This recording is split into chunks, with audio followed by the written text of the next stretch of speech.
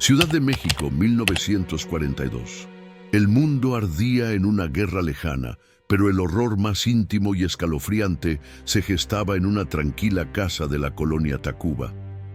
En aquellos días, el nombre de Gregorio Cárdenas Hernández pasó de ser el de un brillante y prometedor estudiante de ciencias químicas de la UNAM a convertirse en el sinónimo de la perversidad. Lo apodaron el estrangulador de Tacuba. No era un criminal común, era la antítesis del estereotipo, un joven con un coeficiente intelectual superior, culto, que manejaba la oratoria y la seducción con una maestría perturbadora. Pero bajo esa fachada de genio se escondía una mente rota, un sociópata con una inexplicable necesidad de controlar y aniquilar. En un lapso febril de solo 23 días, Cárdenas cometió cuatro mujeres que desaparecieron sin dejar rastro, cuyos cuerpos fueron descubiertos tiempo después, enterrados con una macabra precisión en el jardín de su propia residencia, en la calle Mar del Norte. Este video no es un simple recuento de hechos, es una inmersión a la psique del asesino. Por primera vez, escucharán la historia no desde los periódicos sensacionalistas ni los dictámenes psiquiátricos, sino desde la voz del propio Goyo Cárdenas. Prepárense para escuchar la historia densa y detallada de cómo la ciencia se mezcló con la locura, cómo el talento se retorció en crimen y cómo la simulación de la demencia lo convirtió en el preso más famoso de Lecumberri y, años después, en un ícono de la supuesta rehabilitación social de México. Esta es la historia del primer asesino serial de la era moderna de nuestro país. Esta es, según sus propias palabras, la verdad de Gregorio Cárdenas Hernández.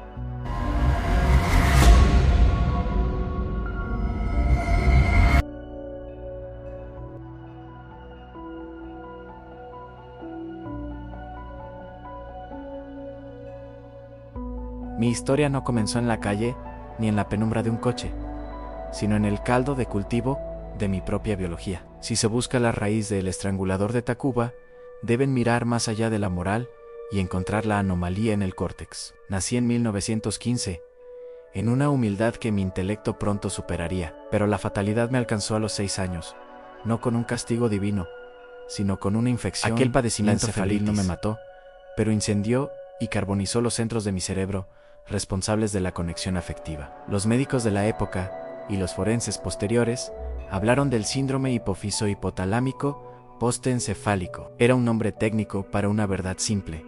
El cableado que conecta la lógica con la piedad estaba roto. El resultado fue una mente bipartida, un coeficiente intelectual C y A prodigioso, que me permitía disecar el mundo en ecuaciones perfectas, conviviendo con una atrofia emocional que me hacía sordo a la angustia ajena. Yo no experimentaba el juego, experimentaba la fisiología de la rendición. Mientras otros niños compartían juguetes, yo observaba con una intensidad aterradora el cese de la vida en los pequeños animales que caían en mis manos en pollitos. Ranas, conejos. No era sadismo, era investigación aplicada. Necesitaba comprender y luego poseer el interruptor final. Era mi primera lección de control absoluto. Esta carencia afectiva fue cubierta con una pulcritud neurótica y una sed insaciable de conocimiento. La timidez social, ese aura de buen muchacho que proyectaba, no era humildad, era una armadura. Era la conciencia de que mi mecanismo interno no funcionaba según las normas, obligándome a una simulación constante de la normalidad. La sociedad vio un joven estudioso, hipobúlico, de modales impecables. Yo veía un excelente camuflaje para una mente que operaba bajo sus propias leyes termodinámicas. Mi elección de la carrera de Ciencias Químicas en la UNAM no fue casual, fue una elección estratégica. La química es la disciplina más rigurosa. Cada reacción, cada equilibrio, es inmutable. Me ofrecía el orden que la vida humana, con sus vaivenes emocionales, me negaba. En el laboratorio, Me sentía Diosan transformaba la materia inerte con una precisión que me era imposible aplicar a las relaciones interpersonales, el análisis espectral, la síntesis orgánica. Esos eran mis compañeros. Pero mi formación no se limitó a las moléculas. Anticipé mi destino. Sabía que, si mi impulso se desbordaba, la ley me buscaría. Dediqué cientos de horas de estudio clandestino a los manuales de la psiquiatría forense y la criminología. Devoré al Lombroso, por su fascinación por la anatomía del criminal, aunque su primitivismo me resultaba obsoleto. Leí a Kraepelin y me sumergí en la nosología de los desórdenes mentales. Mi objetivo era claro, no buscar una cura, sino dominar el lenguaje de la locura. Tenía que aprender a recitar los síntomas de la esquizofrenia paranoide, a simular el delirio de grandeza, a evocar el aura de la epilepsia psíquica, que entonces aún se debatía. Estaba armando mi defensa legal, mi escudo de inimputabilidad, con años de anticipación. Conocía los argumentos que me salvarían de la silla eléctrica o del paredón, mucho antes de estrangular a mi primera víctima. Esta hipermaduración cerebral, esta inteligencia enfocada en la autodestrucción y la defensa, me separaba aún más de mis pares. Ellos estudiaban para vivir, yo estudiaba para sobrevivir a mi propia anomalía. Era la máxima expresión de la psicopatía en la mente. Se utiliza no para crear valor, sino para subvertir las reglas morales y legales impuestas por el resto. Si la ciencia era mi refugio, la sexualidad y las mujeres eran mi campo de batalla más humillante. Mi timidez, producto de mi falla emocional, era interpretada como debilidad. Mi vida sexual fue un desfile de fracasos. No podía conectar, no podía seducir al afecto. Solo me quedaba la transacción. Desde los 15 años, fui un cliente habitual de los prostíbulos de la ciudad. El acto se convertía en una humillación biológica y social. La prueba de mi ineptitud quedó marcada en mi cuerpo en las enfermedades venéreas, chancros, blenorragia, que padecí de forma recurrente hasta bien entrada la veintena. Eran las cicatrices físicas de mi fracaso emocional, la prueba tangible de que mi ser no podía establecer una relación sana. Mi intento de forzar la normalidad, mi matrimonio con Sabina Lara González, se derrumbó de manera estrepitosa. Terminó en la vergüenza del proceso judicial, con acusaciones que resonaron en mi ego. El rechazo final de Sabina no fue solo un divorcio, fue la sentencia de la sociedad. Comprendí que, vivo, el cuerpo femenino siempre me negaría la sumisión que mi ego necesitaba, me negaría la pertenencia. Fue en ese momento de desolación, ante la imagen del rechazo irrevocable, cuando la mente hizo el cálculo final. Si no podía poseer la vida, poseería la ausencia de vida. La necrofilia no surgió como un simple impulso sexual, sino como la solución matemática al problema de la posesión. Solo la muerte garantiza la inmovilidad, la inmutabilidad y la posesión total. El cuerpo, una vez reducido a materia inerte, se convierte en un objeto, y un objeto puede ser controlado, moldeado y, más importante, nunca puede rechazar. El paso final, antes de la ejecución, fue asegurar el escenario. Alquilé la casa en la calle de Mar del Norte número 20, en la colonia Tacuba. No era una guarida. Era un laboratorio funcional. Era modesta, con 2 cuartos pequeños, y crucialmente, poseía un patio trasero de tierra suelta y arcillosa. Este patio, este insignificante cuadrante de tierra en el Distrito Federal, se convirtió en mi alambique de la perversión.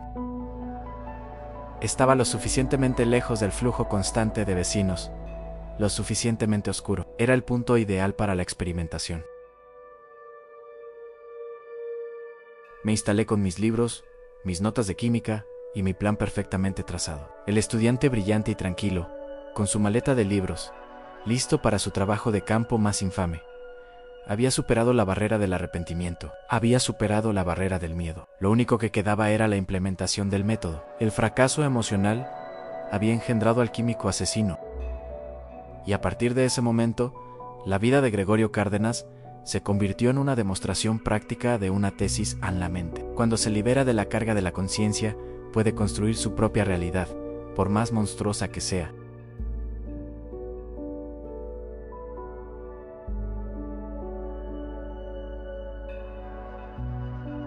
El verano de 1942 fue mi punto de ebullición. El fracaso había cedido su lugar a la acción, y la inacción era ahora insoportable. Una vez activado el protocolo de mi mente, la ejecución fue tan rigurosa como cualquier experimento de laboratorio. Fueron solo 23 días, un tiempo breve que bastó para sellar mi leyenda.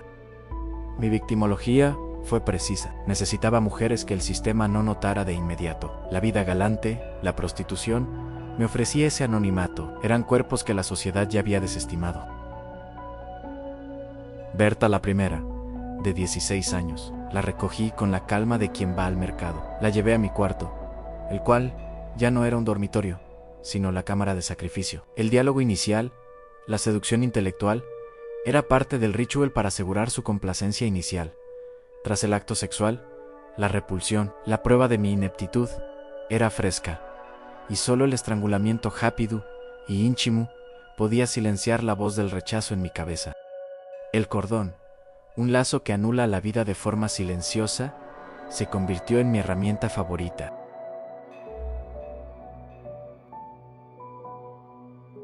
Pero el asesinato era solo el medio. Mi verdadera vocación era la alquimia de la posesión. Inmediatamente, el cuerpo inerte se convertía en un sujeto de investigación. Mis conocimientos de química inorgánica me urgían a desafiar el proceso natural de la descomposición. Intenté, con una dedicación febril, inyectar sustancias colorantes en los tejidos, buscando fijar el color de la vida, buscando una momificación química rudimentaria en la arcilla de Tacuba. No buscaba solo ocultar la identidad, buscaba preservar el objeto de mi dominio. Fermina Castillo y María de los Ángeles. Dos más, en días sucesivos. El método se refinó a menos emoción, más técnica. La tierra en el patio de Mar del Norte se reblandecía con cada pala, cada cuerpo depositado con la meticulosidad de un jardinero que planta una especie exótica y prohibida. El hedor incipiente lo contrarrestaba con químicos. La disciplina me permitía volver a la universidad, a mis clases de teoría molecular, con una calma que ahora, en retrospectiva, me resulta escalofriante. Yo era la perfecta máquina de compartimentalización. La necfilia, ese concepto que horroriza a la mente promedio, para mí no era solo un impulso lascivo, era la culminación lógica de mi incapacidad para relacionarme con un ser vivo. El ser vivo tiene voluntad, y por lo tanto, la capacidad de la negativa. El cadáver, en cambio, es la forma pura del objeto. Cuando la prensa me acusó de abuso sexual, no entendieron la profundidad del acto. Era la posesión absoluta. Un cuerpo inerte no juzga mi ineptitud sexual. No me niega su presencia. En la frialdad de mi cuarto, rodeado de mis libros de química, el cuerpo se convertía en la prueba tangible de mi autoridad sobre la variable incontrolable en la feminidad. El acto néfilo era la tesis final que mi mente fracturada presentaba al mundo. Yo había doblegado la voluntad y la vida misma. La precisión con la que amarré algunos de los cuerpos antes de enterrarlos, como reportaron los forenses, no era un detalle de sadismo gratuito, era una técnica de manipulación de la materia, un intento de facilitar la colocación en la fosa. Yo era un ingeniero de la muerte, y mi patio era la maqueta de mi dominio. El protocolo se rompió con Graciela Arias Ábalos. Ella era el intento de anclarme a la normalidad, la hija del abogado, la estudiante de la preparatoria, la mujer a la que quise conquistar a través de la inteligencia, no del dinero. Ella simbolizaba la aceptación social que mi ego clamaba. La tarde del 7 de septiembre de 1942, la discusión en mi automóvil bajo la lluvia fue el colapso de mi última fachada. Su rechazo final, categórico, fue el gatillo que derribó todos los muros de mi control. El asesinato de Graciela no fue metódico, fue un acto de pánico ciego, fue el estallido de la rabia por ver mi plan de normalidad frustrado. En ese momento, el científico se dio al animal acorralado. El cuerpo de Graciela no era un sujeto de investigación, era una bomba de tiempo. Su círculo social era influyente. Su desaparición no sería un murmullo, sino un grito. Al enterrarla junto a los otros tres, la tierra me pareció más húmeda y traicionera que nunca sentí el cerco. Sabía que los testigos me habían visto con ella. Mi única vía de escape no era la huida física, sino la evasión mental. El mismo 7 de septiembre, actué con la celeridad que solo el pánico bien organizado puede inspirar. Me interné voluntariamente en el sanatorio psiquiátrico de Tacubaya. Mi estrategia, forzar el diagnóstico antes de que la policía pudiera interrogar a mi yo racional. Mi actuación fue una sinfonía de la locura que había ensayado en mis lecturas. Ante los primeros médicos hablé con entonaciones monótonas, con la mirada perdida. Mi discurso se centró en la invención de pastillas para la invisibilidad, en mi genialidad incomprendida, en la conspiración de fuerzas que buscaban sabotear mis descubrimientos. Utilicé deliberadamente la jerga psiquiátrica en asonancias, infinitivos, neologismos, estereotipias verbales.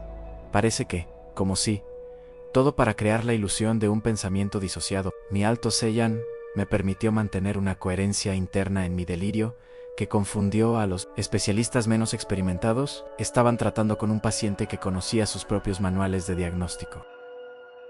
El debate que generé fue mi triunfo inicial. Mientras el mundo se preguntaba si yo era un monstruo, yo obligaba a la élite médica a debatir si yo era apto para un juicio. Era la distracción perfecta.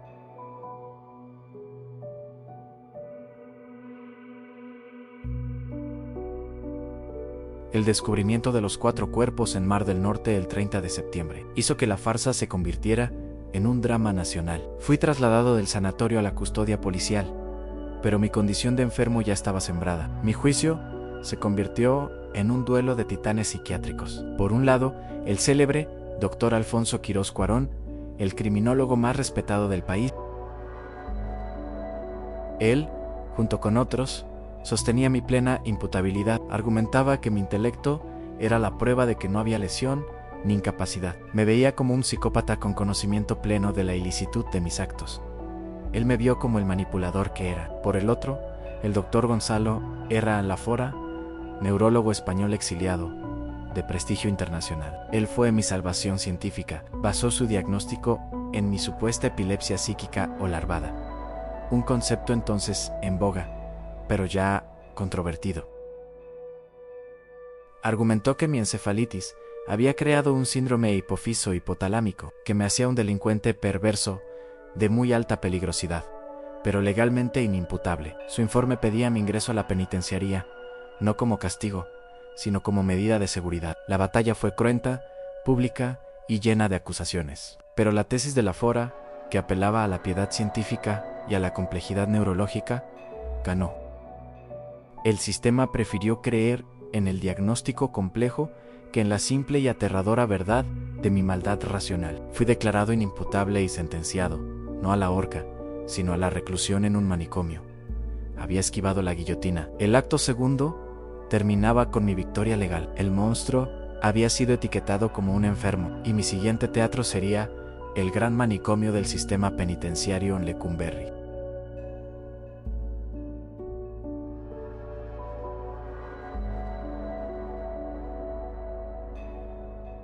Mi traslado a la penitenciaría del Distrito Federal, el temido Palacio Negro de Lecumberri. El 13 de septiembre de 1942 no fue el final de mi vida, sino mi inauguración. Sabía que la Castañeda, el manicomio, era temporal. Lecumberri, en cambio, sería mi plataforma. Y fui recibido, no como un reo, sino como una celebridad grotesca. La prensa me había convertido en el preso más famoso de México. Yo decidí utilizar esa fama.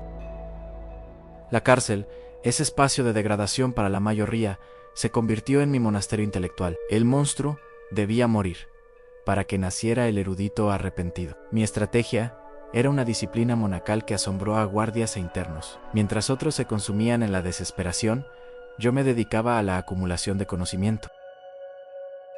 Mi madre, mi cómplice involuntaria, en la construcción de esta nueva fachada, me suministró los materiales en más de 200 libros de la carrera de Derecho, manuales de música, lienzos y óleos. Mi celda, la número 16, dejó de ser un calabozo para convertirse en mi centro de operaciones culturales. Estudié Derecho con una voracidad sin parangón, no por una vocación de justicia, sino para dominar el sistema que me había atrapado. Mi venganza no sería física, sería legal.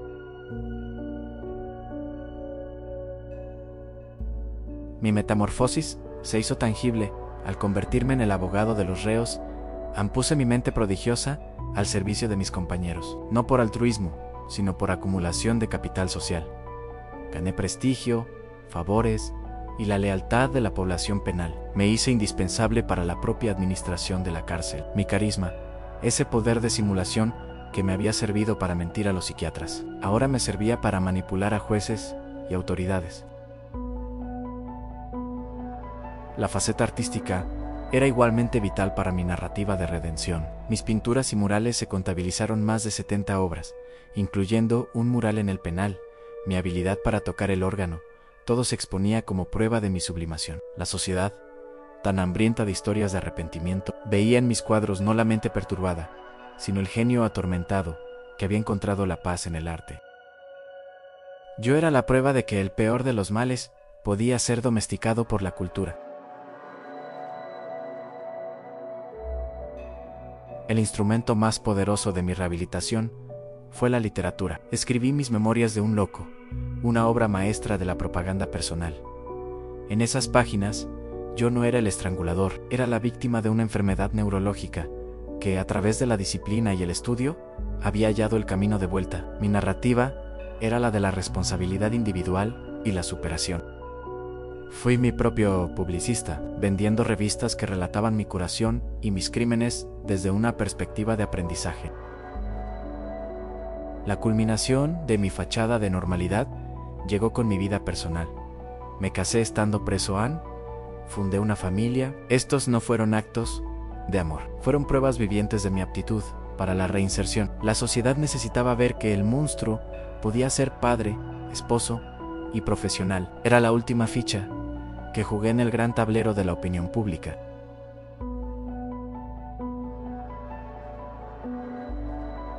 La cúspide de mi proyecto se alcanzó en 1976.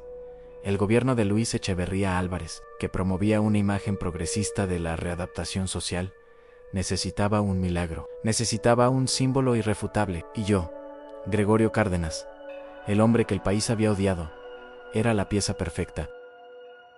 El indulto presidencial fue menos un acto de piedad y más una declaración política. Yo era el trofeo, la evidencia de que las instituciones penitenciarias y los métodos de rehabilitación funcionaban. Mi liberación fue un acto de teatro político sin precedente. Fui llevado al Congreso de la Unión, al corazón del Poder Legislativo, y allí fui ovacionado de pie por el Pleno de la Cámara de Diputados. El estrangulador de Tacuba, el necrófilo, aplaudido como un héroe, como un ejemplo para la juventud. Fue la validación final de mi farsa. El sistema, en su necesidad de autoafirmación, me había canonizado.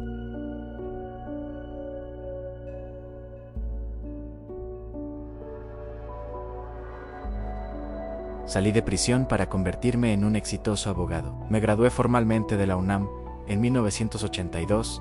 Mi tesis profesional, La última burla al sistema, versaba sobre la insuficiencia de nuestra legislación en la inimputabilidad por ausencia o disminución de capacidad mental. Es decir, mi mente, la que me había salvado de la horca, era ahora la que criticaba las leyes que me habían declarado inocente por locura. Litigué por años. Prosperé, mis pinturas se vendieron a coleccionistas. Viví una vida larga y respetable hasta mi muerte en 1999. La pregunta que siempre me hicieron es, ¿se curó? La respuesta, que reservé hasta ahora, es simple: Angamas, la estructura psicopática en mí, no desapareció, simplemente aprendió a ser funcional. No hay cura para una falla de origen, solo hay redireccionamiento. Mi vida no fue un relato de redención, fue la crónica de cómo un intelecto superior puede subvertir la ciencia, manipular la prensa y doblegar la voluntad política de una nación, todo para asegurar la supervivencia y el triunfo personal. Yo no fui un monstruo, fui el manipulador definitivo.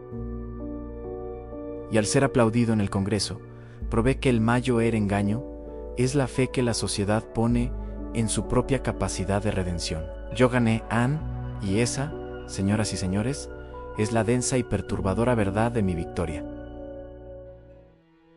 Y así, el telón cayó sobre la puesta en escena más elaborada del siglo XX mexicano.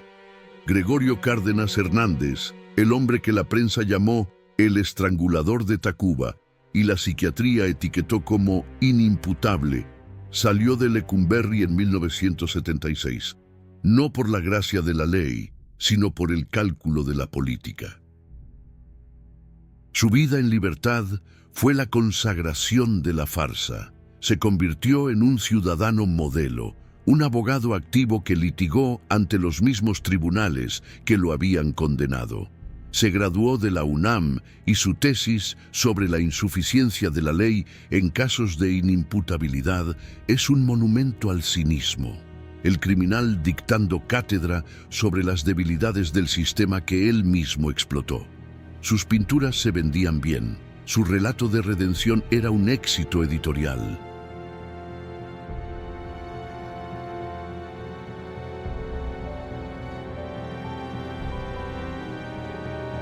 Pero la gran pregunta persiste, la misma que flotó en el aire el día que la Cámara de Diputados lo ovacionó. ¿Estaba Goyo Cárdenas realmente curado? La evidencia sugiere que su rehabilitación no fue una cura, sino una sublimación exitosa de la psicopatía. La necesidad de control absoluto que antes canalizó en el estrangulamiento y la necrofilia, la redirigió hacia la manipulación del marco legal y social. Su intelecto superior le permitió operar dentro de las reglas, pero sin adherirse a la moral. Nunca mostró remordimiento genuino, solo la satisfacción intelectual de haber engañado a la nación entera. Gregorio Cárdenas Hernández falleció en 1999 como un hombre libre, un hombre viejo y respetado. Dejó tras de sí no solo 4 víctimas enterradas en Mar del Norte, sino una cicatriz profunda en la justicia y la criminología mexicanas. Se convirtió en el mito fundacional del asesino serial moderno en México, un espectro que demostró 2 cosas aterradoras: que la mente más brillante puede ser la más perversa, que un sistema hambriento de historias de éxito está dispuesto a canonizar a su propio monstruo si la narrativa es lo suficientemente convincente. El verdadero legado de Cárdenas no es su crimen, sino su éxito en la simulación. Él no fue la prueba de que un psicópata se puede curar, fue la prueba de que el ingenio puede conseguir el perdón de la sociedad, incluso cuando el alma sigue en prisión. Su historia es una advertencia silenciosa. A veces, el peligro más grande no es el que se esconde, sino el que sale a la luz y nos convence de que es un héroe. Fin de la crónica.